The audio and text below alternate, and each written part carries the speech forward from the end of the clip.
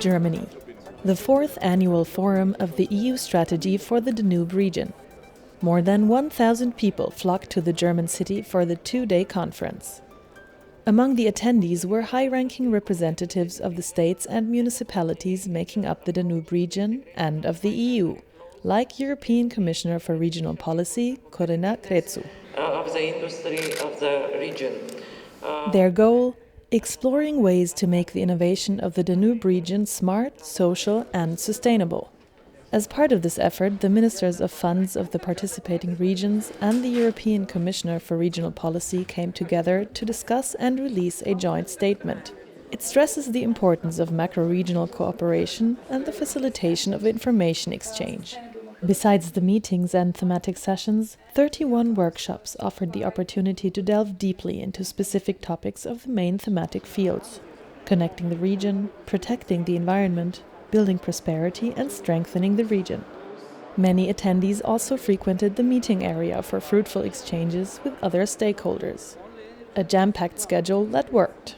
Also find the discussions very, very useful and inspirational. So a really dynamic environment. The forum is always very good to meet people, our friends, and I think it's a very good networking possibility. Like all meetings, if they are good, you have an opportunity to network, to look also at other dimensions of a program, or on every level. Well, as always, the Danube conferences are extremely interesting because they do not attract only government officials, but also people from all over the board.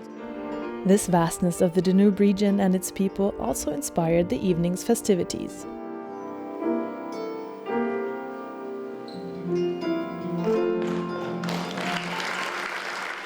The performances at the conference's cultural event transported the spirit of cooperation characteristic and essential to the project. Even the dessert served as a highlight, as Minister Friedrich and Ulm's Mayor Gönner shared the Danube cake with their guests.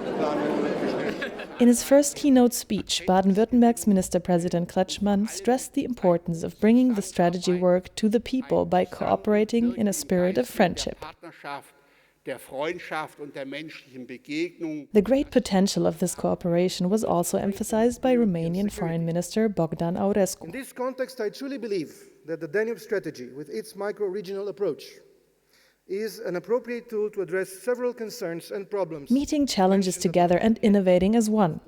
EU Commissioner Günther Oettinger testified to the high esteem the Danube region holds in the eyes of the Commission. In den Donauraum-Partnern einen idealen Nukleus, wie man von West bis Ost During the entire event, participants had the chance to visit the Danube exhibit and get to know the various regions, states and organizations active therein. The high attendance on both days was a source of happiness for the leaders of the Danube strategy.